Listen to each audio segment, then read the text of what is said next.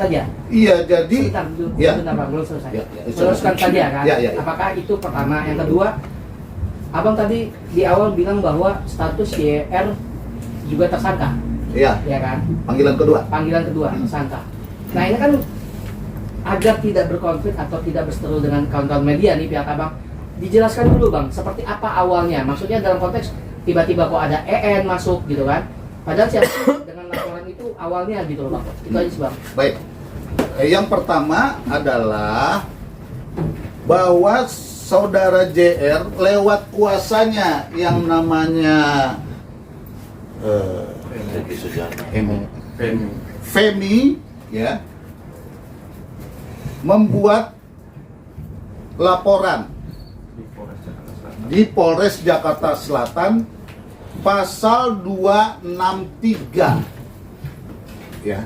Tetapi sebelum melaporkan itu, pihak Yeni Rahman beserta dengan kakaknya melakukan secara bersama-sama melakukan penyerangan terhadap rumah Ibu Alia Karedina yang ditempati juga bersama dengan ibunya dan anaknya di Bintaro. Di Bintaro yang menjadi kewenangan dari Polsek Pondok Aren. Kasus itu ditindaklanjuti dan kedua orang itu sudah menjadi tersangka dan dipanggil 2 kali. Ya, sudah menjadi tersangka. Dari situlah Pak Egy ditunjuk sebagai pengacaranya dan mengajukan RJ. Ya. Tanggal 7 Oktober. Berdasarkan itulah kami merespon bahwa hari Selasa akan ada pertemuan RJ. Akan tetapi yang terjadi adalah seolah-olah kami yang mengajukan RJ, tapi entah bagaimanapun keinginan seperti itu kita mau respon balik. Tetapi waktu kita tindak lanjuti, seolah-olah kami mengarang bahwa nggak ada RJ. Ya, malah ditambah-tambah melakukan perselingkuhan, melakukan konferensi pers. Pak Egy-nya sendiri nggak muncul. Yang tiba-tiba muncul ada pengacara baru yang namanya Neti. Ya. Nah, ini yang menurut saya juga jadi menjadi tidak jelas begitu ya.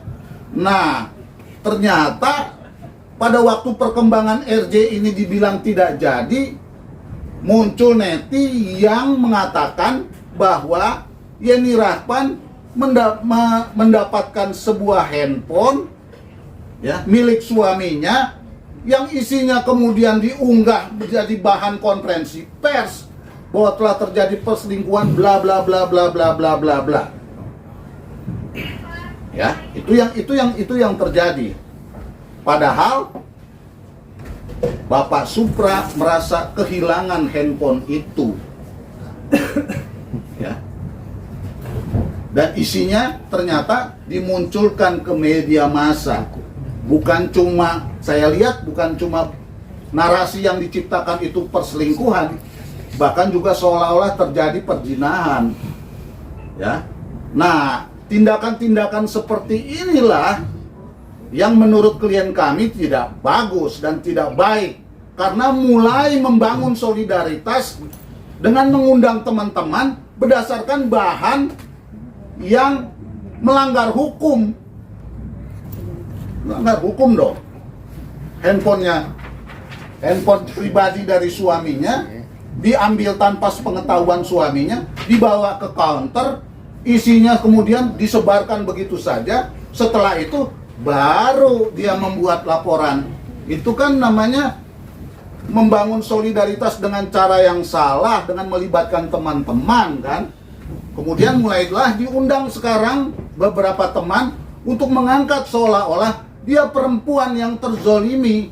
Padahal dia adalah seorang istri yang mengumbar-ngumbar persoalan rumah tangganya. Dan ternyata bahan yang disebarkan adalah bahan yang melawan hukum.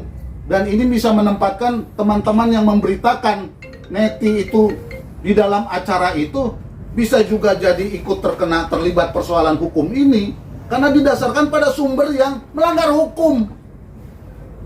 Nah, Oke. ini yang kita tidak mau, makanya posisinya sekarang kita ambil langkah hukum sajalah, gitulah. Oke, Bang, meluruskan saja, Bang. Ya, Pak Supra sama Bu Alia Karenina ini apakah ada hubungan pertemanan, bisnis atau seperti apa?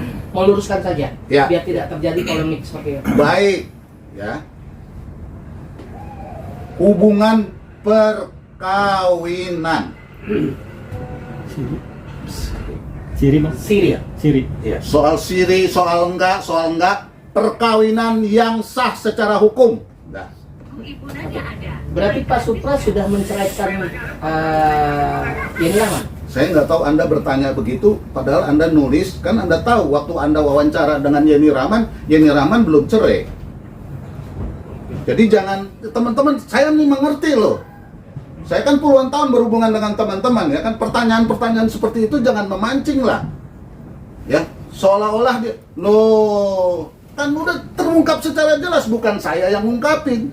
Dia sama pengacaranya kan ngungkapin di mana posisi hukumnya. Jadi pertanyaan-pertanyaan seolah-olah netral dan naif kayak gitu, janganlah, karena kami sudah mengambil langkah hukum, bos. Jadi kita jangan diadu-adu. Ya, karena ini persoalan privasi, bahkan tadi kolega saya bilang ini persoalan gibah jadinya. Ya, jangan dong. Ini ada soal-soal yang sifatnya pribadi yang teman-teman dibawa-bawa dan dijorok-jorokin. Jangan sampai begitu dong. Saya nggak mau tuh. Ya, apalagi ini menyangkut nama baik keluarga di mana itu ada istri dan anak-anak. Kalau Yeni Rahman tidak memperhitungkan itu dengan mengumbar-ngumbar aib keluarganya, silakan saja. Tapi jangan bawa teman-teman saya dong di media dengan mengumbar berita berdasarkan hasil dari yang melawan hukum. Saya nggak mau. Ya, kira-kira begitu kalau mau meluruskannya. Sekali lagi, sejak awal kami merespon untuk RJ, Restoratif Justice. Oke, berarti membantah bahwa permintaan RJ itu dari Pak Supra ya? Membantah ya? Bukan. Permintaan awal, jadi gini, saya luruskan. Permintaan awal RJ itu dari pihaknya Ibu JR melalui kuasa hukumnya Pak Egy Sujana. Melalui surat. Surat resmi. Oke, Ke Polsek. ke Polsek. Pada saat status saudara JR adalah tersangka, masukinlah surat ke situ.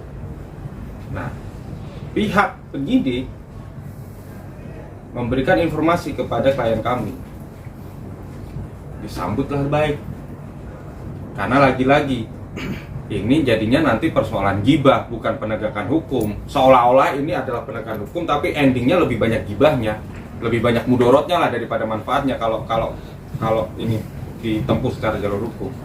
Nah, kita sambut itu.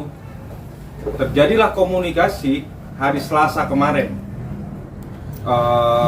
Tanggalnya saya lupa, tapi mungkin 1 bulan yang lalu lah, itu yang waktu konferensi pers pertama dari kami itu. Gagal. Bahkan kuasa hukumnya bilang tidak ada restoratif justice, ya kan? Kami masih diam. Besoknya konferensi pers membuka aib suaminya sendiri, yang datanya dari handphone suaminya sendiri, yang diambil tanpa pengetahuan suami. Oke, kami masih diam. Yang ketiga, melaporkan sang suami dengan tuduhan perselingkuhan. Walaupun sebenarnya di KUHP sendiri nggak ada sih perselingkuhan, adanya perzinahan. Kasar kan, tapi memang itu namanya perzinahan. Setelah melaporkan, melakukan konferensi pers. Tapi sebelum itu sudah konferensi pers dulu, memperlihatkan foto-foto yang menurut itu konsumsi pribadi jadi konsumsi publik. Senonoh dan tidak senonoh itu perspektif ya, gitu kan. Yang lebih parah dari itu juga banyak. Tapi senonoh dan tidak senonoh itu perspektif. Tapi bagi klien kami itu hal yang tidak etis atau tidak senonoh. Menggunakan cara-cara yang menurut kami kurang etis lah. Nah, Yang jadi pertanyaan sekarang, apakah dalam hukum perkawinan, hukum agama, seorang istri berhak melakukan itu, sah melakukan itu, pantas melakukan itu? Karena sudah ada rules-nya. Kalau nikah secara Islam, di buku nikah, di bagian belakang, tolong dibaca. Apabila saya merasa disakiti oleh suami saya, baik fisik maupun ini, saya akan gugat ke pengadilan agama. Apakah dia seorang artis yang menurut pergaulan dia mungkin itu satu hal yang lumrah? Kita harus menjaga dong adat-adat ketimuran. Kan susah kalau misalkan jadi satu hal yang wajar ketika mengumbar aib.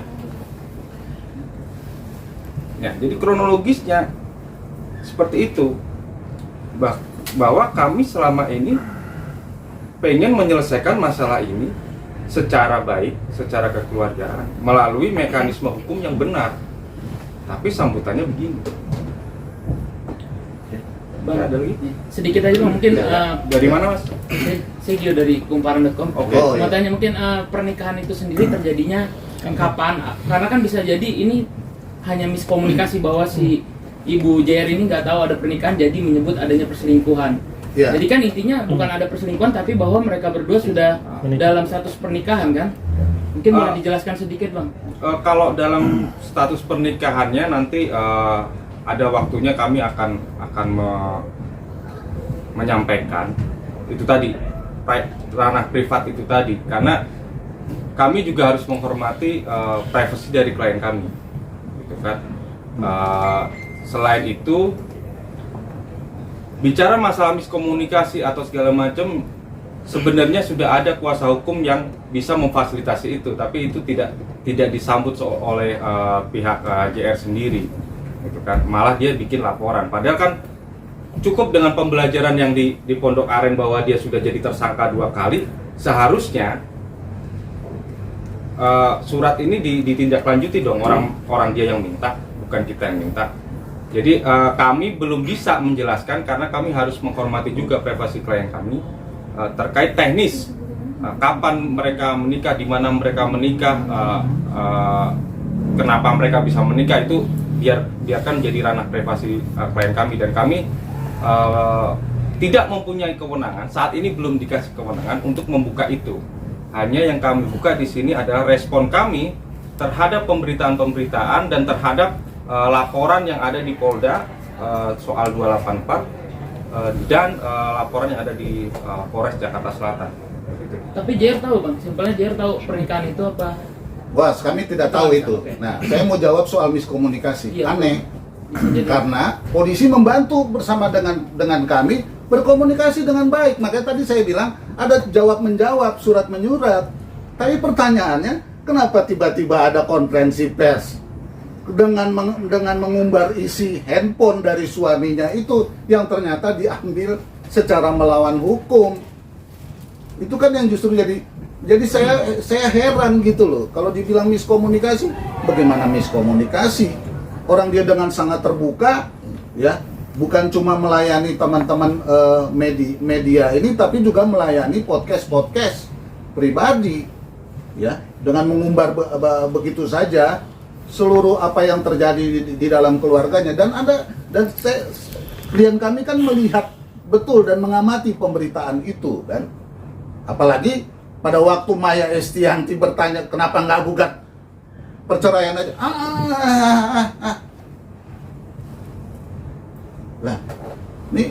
Nah itu yang supaya kita meletakkan ini secara benar, dan saya juga nggak mau menyalahkan teman-teman media, ya, karena itu kami mengambil langkah hukum, tapi kita mau berkomunikasi, ya. Tentu sekarang berpulang pada Ibu Neti, kemudian Yeni Rahman, kemudian bagaimana juga teman counter itu, ya, dalam hal ini sebagai orang yang nanti menjadi terperiksa untuk menjelaskan kenapa bisa handphone pribadi yang begitu canggih, ya, bisa keluar datanya. Malah ada pertanyaannya, data itu data yang benar atau enggak? Apakah itu sudah dimasukkan juga dengan data-data yang tidak benar? Karena kan terus terang saja, handphone itu masih di tangannya Ibu Yeni Rahman. Ya, jadi ini yang kami mau hindari, polemik-polemik yang justru malah memperkeruh keadaan dan menjatuhkan harga diri dan nama baik klien kami yang dia mau terus menjaga itu, terutama yang menyangkut soal ibunya dan anak-anak, ya, menjadi concern dari keluarga besar ini. Kira-kira begitu.